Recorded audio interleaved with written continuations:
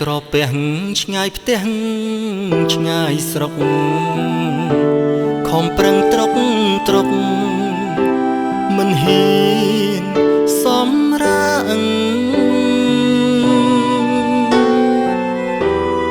ញឹងហូដាបខ្លួ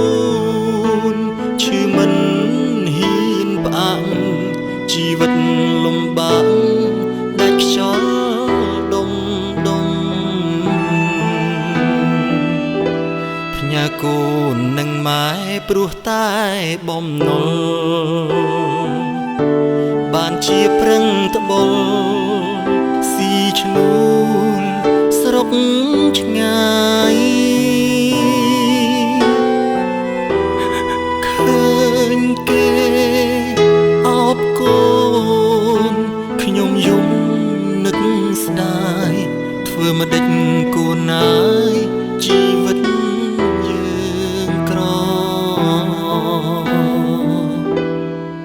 បំណុលជីវិតមិនដឹងថ្ងៃណាអាចមានវាសនាដកដងហើមស្រួលយកកំ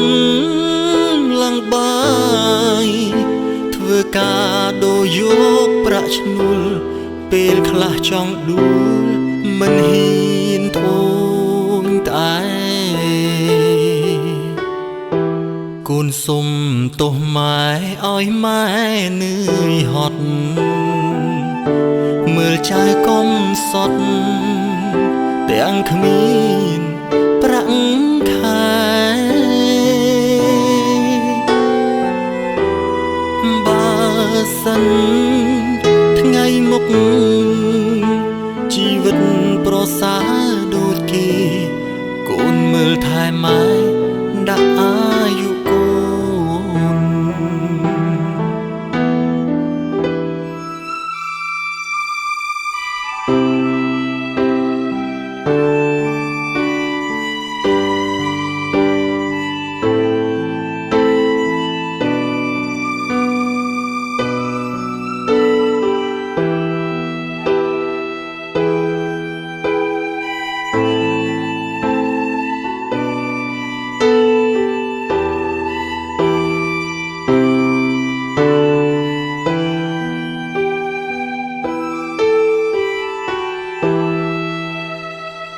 បំ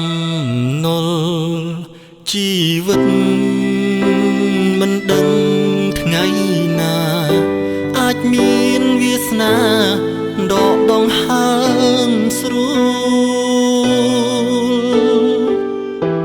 លយកកំឡើងបាយធ្វើការដូរយកប្រាក់ឈ្នួលពេលខ្លះចង់ដួលមិនហ៊ានធូរតែកូនសុំទោសម៉ែឲ្យម៉ែនឿយហត់មើលចៅកុំសត់ទាំងគ្មានប្រាក់ខែបើសិនថ្ងៃមុខជីវិតប្រសើរដូចគេ